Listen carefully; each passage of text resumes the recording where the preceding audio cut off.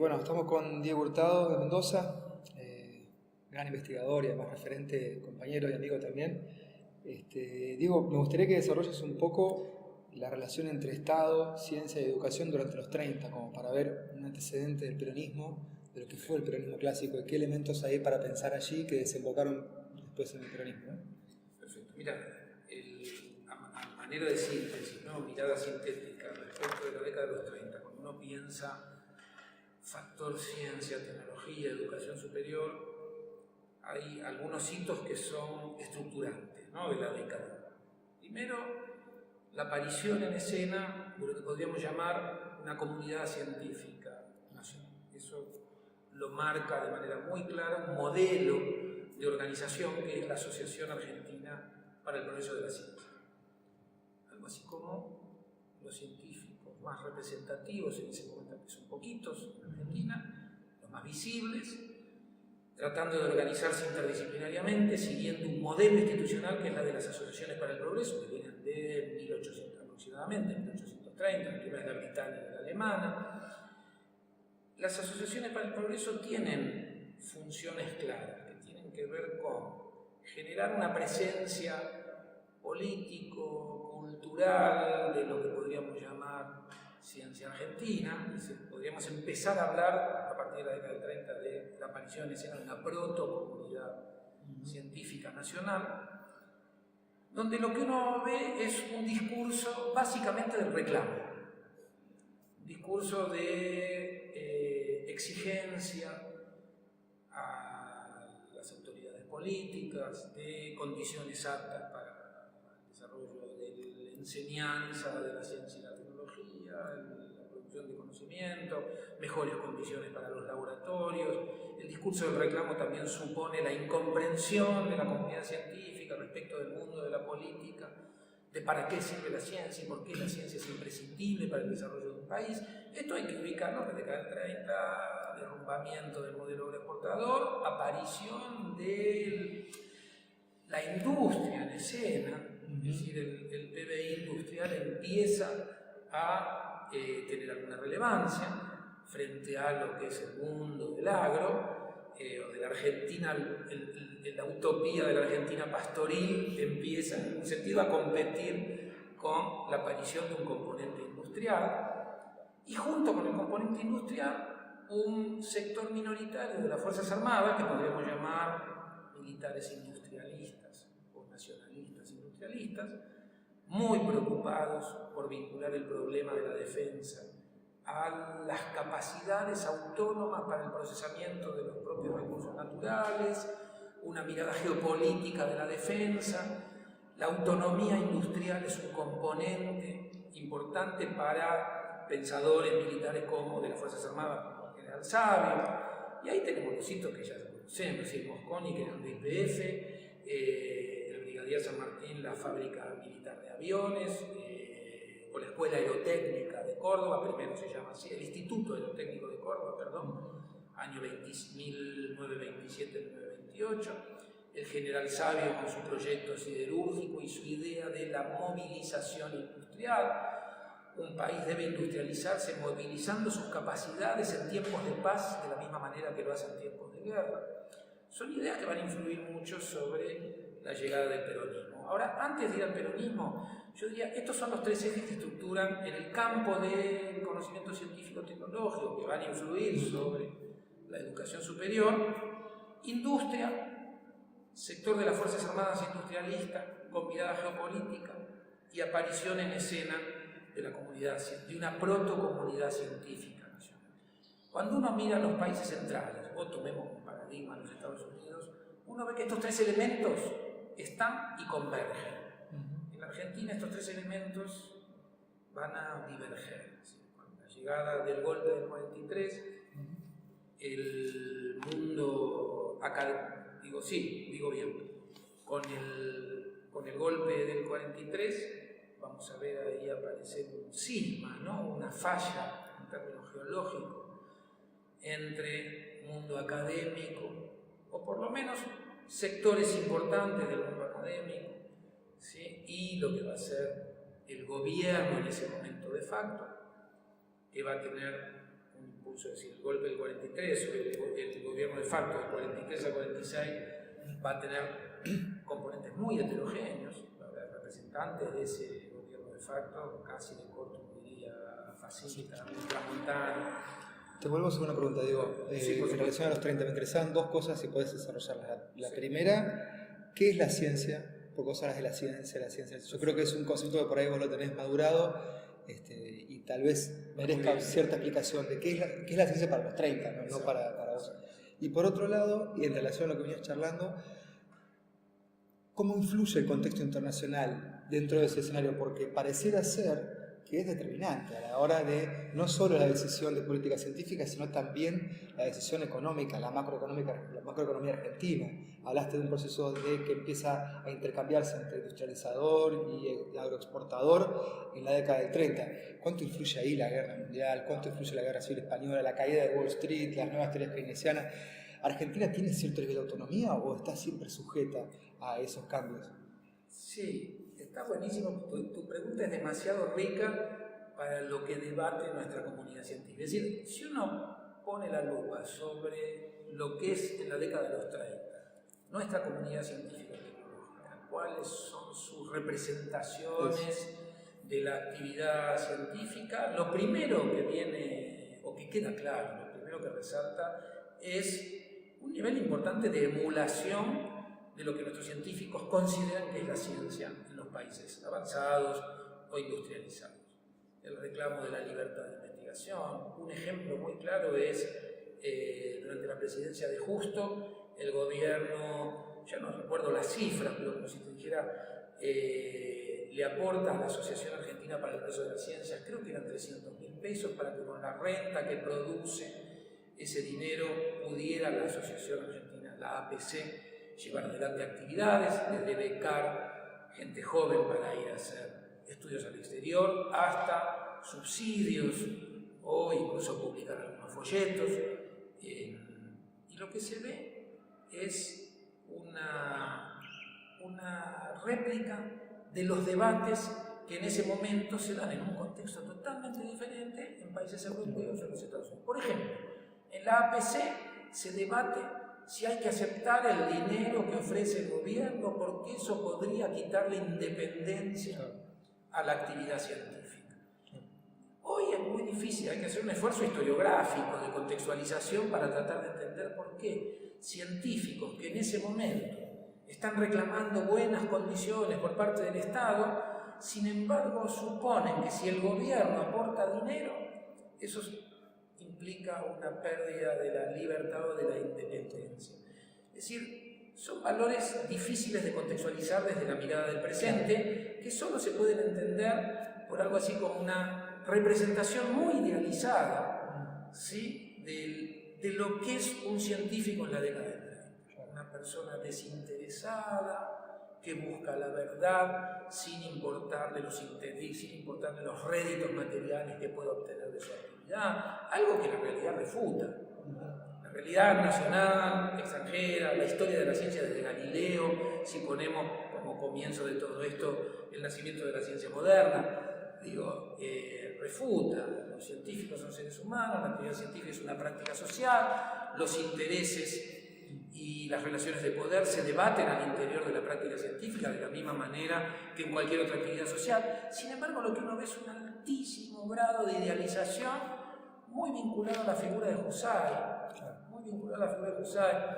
Husay va a perdurar en la primera línea de la escena científica argentina hasta su muerte, en 1971. Y esta representación él la va a hacer en algún sentido, no digo hegemónica, pero sí va a arrastrar consigo a un sector importante de lo que podríamos llamar ciencia académica.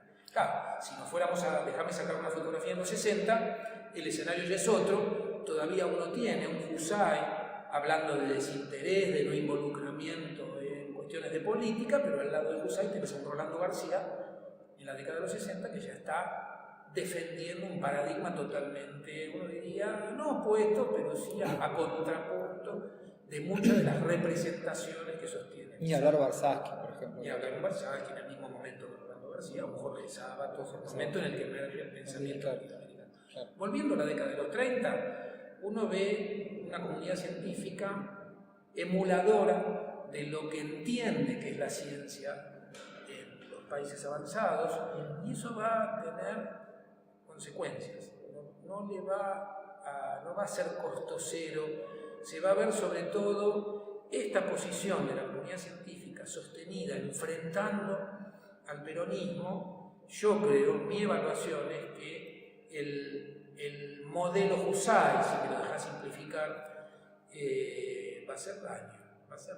Cuando cae Perón, Husay va a encarnar el paradigma del científico que se opuso a la tiranía, va a ser premiado por Aramburu y Rojas con la formulación del proyecto del Consejo Nacional, lo va a elaborar Husay y otra gente, el proyecto de CONICET, y el CONICET va a encarnar los valores de ciencia básica, libertad de investigación, estándares internacionales, en un momento en que en los países centrales, como Estados Unidos, el 85% de la investigación en I+D va a defensa, 7-8% industria, o todo ese conglomerado, más del 90% industria y defensa, y un 8-9% va a comillas, a la National Science Foundation, a las ciencias básicas. En el momento en que la ciencia vira hacia la industria, la defensa, el sostenimiento del desarrollo económico de las economías avanzadas, nuestra comunidad científica, o una parte importante de nuestra comunidad científica, defiende valores de desconexión absoluta de la realidad socioeconómica local. Eso hay que buscar sus raíces justamente en la década de los 30. ¿Sí? Y la relación ahí, digo, con la universidad, con las instituciones universitarias o la educación superior, esta ciencia, ¿dónde se investiga? Exacto. Bueno, en un punto, cuando hablamos de científicos defendiendo condiciones de trabajo, en la década de los 30, la ciencia y la tecnología se practican en las pocas universidades que hay en Argentina. No hay instituciones, con alguna excepción, como el Observatorio de Córdoba, el Observatorio de La Plata, el Instituto Meteorológico, es decir, pero contado con los dedos, el gran caudal de una comunidad chiquita ocurre, de producción, lo que podríamos llamar producción de conocimiento, ocurre en las universidades públicas. Todas las universidades son públicas y se cuentan con los dedos, ¿no? La Universidad de Córdoba, de Buenos Aires, La Plata, Litoral, Cuyo, y creo que hasta ahí llegamos en la década de los 30. Dije Tucumán. O sea, 6 universidades en este momento. Esos son todos los espacios de investigación, y uno ve que esta pequeña comunidad de investigadores se debate por trasplantar, si se quiere, no digo modelos europeos o norteamericanos, sí rasgos. Entonces, cuando vos ves, lo analizás, el folleto que publica la Asociación Argentina de la Ciencia, que es dominante en ese momento, es la voz de la investigación en las universidades públicas. Esto es interesante, obviamente liderado por las ciencias biomédicas, ¿no? Detrás de ciencias químicas, y bastante detrás 4 o 5 físicos, astrónomos, poquitos, ¿no? Estamos hablando de eso, ¿no? Más de 50 científicos, y perdón por el sesgo de género, porque en ese momento las mujeres se cuentan con los dedos de una mano. Este sesgo de género es importante en este momento, pero esto es lo que hay, digo, y perdón, me enredé porque quería redondear con esto. Cuando uno analiza cuáles son los, a pesar de lo poquito, tomemos como ejemplo la Universidad de La Plata, que va a tener un componente muy novedoso desde su fundación, ¿no? La Universidad de La Plata se funda con un instituto de física casi al poquito tiempo, un observatorio y un museo. Cuando se llega a la década de los 30, uno puede ver adentro de la Universidad de La Plata funcionar un instituto de física como contrapunto de las ciencias biomédicas, ¿no? Casi que el único núcleo de física importante en el país en ese momento es en la Universidad de La Plata. ¿Qué se encuentra en ese instituto de física? Encontrás que quien lidera ese instituto es Ramón Loyarte, político conservador, que además está en algún sentido validando su carrera política a partir de su carrera científica, esforzándose por ocupar espacios de poder académico y bloqueando la posibilidad de emergencia de investigadores jóvenes. Ahí hay una batalla, casi yo te diría paradigmática, estudiada, entre Ramón Loyarte y Enrique Loede, un físico uruguayo muy joven en la década de los 30, destacado. Cuando Einstein visita la Argentina, es el único que logra hacerle una pregunta interesante a Einstein, que después va a escribir en su diario, cuando se va de la Argentina, que está un poco decepcionado con los científicos, con el nivel académico. La única pregunta que le despierta interés a Einstein es de Enrique Loeder. La carrera de Enrique Loeder va a ser destruida por Loyarte, porque Loeder osa debatir con Loyarte la existencia de un número cuántico. Es decir, estamos hablando de algo así como una pequeña caldera del diablo, ¿no? Es decir, la física en ese momento. Cuando Gaviola, ese gran físico de la primera mitad del siglo XX, llega a la Argentina después de doctorarse en Alemania el año 29 y quiere ir a trabajar a La Plata, que es de donde él había salido.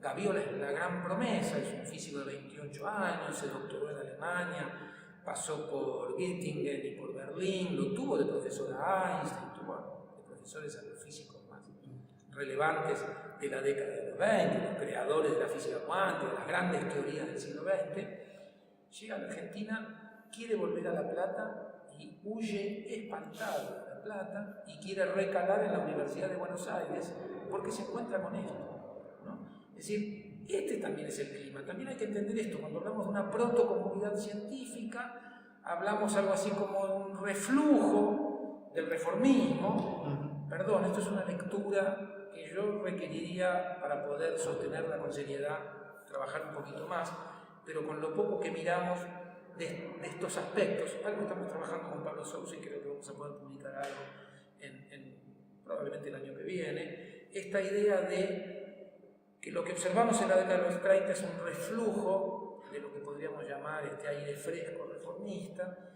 y entonces vemos, por ejemplo, un ejemplo paradigmático, no lo quiero generalizar, la aparición, digo, de la utilización del poder académico como poder político, ¿no? en enclaves, uno diría, deberían estar restringidos a la actividad de investigación y de enseñanza de la ciencia.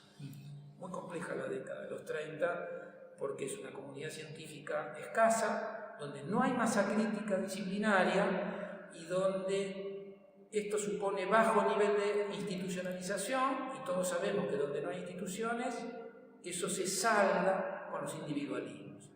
Los individualismos dominan, las ciencias biomédicas en algún sentido son las que mejor funcionan porque ahí sí empieza a haber masa crítica.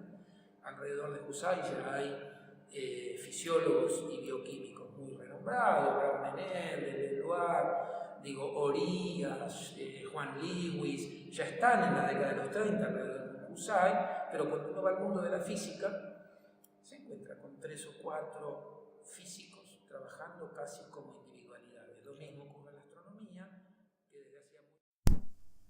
¿Me estabas diciendo como síntesis? No, digo a modo de síntesis, enfocando lo que es, digamos, el mundo de la producción de conocimiento, incluyendo las universidades y las instituciones. Uno lo que puede ver durante el gobierno de Perón es un quiebre en 2 procesos de institucionalización. A cada uno de estos procesos van a recibir modelos o representaciones del campo científico-tecnológico divergentes. Cuando en realidad, cuando uno analiza los países centrales, ve que estas 2 líneas convergen. Por un lado, el gobierno de Perón promueve instituciones de tecnología y ciencia, decimos en este orden epistémico, donde la producción de conocimiento tiene que acompañar el desarrollo económico, y en ese sentido la Dirección Nacional de Investigaciones Científicas y Técnicas va a estar albergada, va a depender del Ministerio de Asuntos Técnicos, que es el Ministerio Planificador de la Economía. Imaginamos un CONICET en el Ministerio que planifica la economía, el Instituto Antártico, la Comisión Nacional de la Energía Atómica, CITEFA como Instituto de I+D para las Fuerzas Armadas, la Comisión de Energía Atómica y la Energía, el Instituto Antártico vincula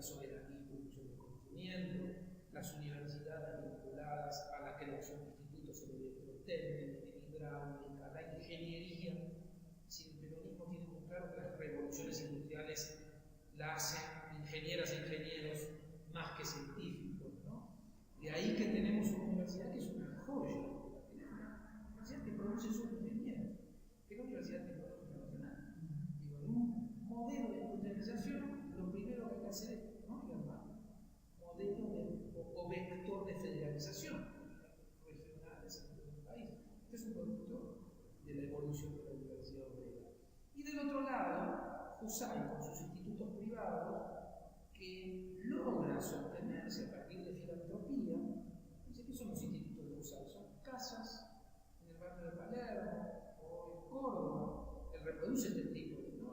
Instituto de Investigaciones Médicas en Córdoba, el Instituto de Investigaciones Médicas de Rosario, la Fundación Campomar con fondos de Jaime Campomar, más otro grupo de filántropos, y el Instituto de Investigación Ambiental de Buenos Aires, dirigido por sus asistentes, todos financiados por filantropía, la Fundación Colegio colabora, y José se encarga, y los directores de estos institutos, de recordarnos cada 15 minutos que lo que ellos hacen es ciencia pura, ciencia fundamental, ciencia básica, el internacionalismo es lo que ellos promueven, porque la ciencia es universal y tiene que ayudar al avance o al progreso de la humanidad. ¿Sí? Estos son los dos modelos, en un sentido se enfrentan. El golpe del 55 va a cancelar o va a intentar desperonizar el Estado, va a intentar cancelar esta línea. No lo va a lograr, por ejemplo, con el Instituto Antártico. Es muy interesante seguir los genes, por la metáfora, los genes peronistas en estas instituciones que van a atravesar momentos de virulencia antiperonista, pero sosteniendo en algún sentido la representación de la tecnología y de la ciencia. Si hoy tenemos guerra mundial y exportamos reactores nucleares de investigación, su razón de ser y de persistir en un ambiente de altísima inestabilidad política y económica, hay que buscarlo, ¿no? En esta capacidad, este modelo de ir atravesando distintos gobiernos. Lo que va a triunfar en Argentina va a ser el modelo USAID, y va a atravesar los 50, 60, 70. Nuestra economía va a reclamar conocimiento útil, mala palabra para nuestra comunidad científica, ¿no? Como útil, ¿no? Nosotros pensamos en las, lo digo un poco en broma, pero me parece que tiene que ver con una ideología que todavía hoy existe en algunos sectores de la ciencia académica. Me parece que este cisma que arranca o que se pone de manifiesto durante el gobierno de Perón llega hasta el presente. Después podemos seguir de estrategia, se nos va un poquito de escala para conversar en este momento. Pero me parece que la historia de la ciencia y la tecnología y en buena parte la producción de conocimiento en las universidades se puede leer en clave, perdiendo matices, obviamente que hay otras variables de análisis, pero una variable de análisis muy interesante es no peronismo, antiperonismo, que sí tiene una marca en esto que estoy planteando como dicotomía. Un sábado debería haber sido peronista, por ejemplo, ¿sí? No era peronista. Y encarnó, en algún sentido, fue estratega del plan Contreras, fue el gran pensador de las políticas tecnológicas en América Latina en la década de los 70, como, yo no sé si decir un antiperonista, pero sí como alguien que se dice no peronista, y sin embargo, probablemente haya habido pocos referentes tan afines a la mirada que tuvo el peronismo durante el 55 de lo que debe ser la producción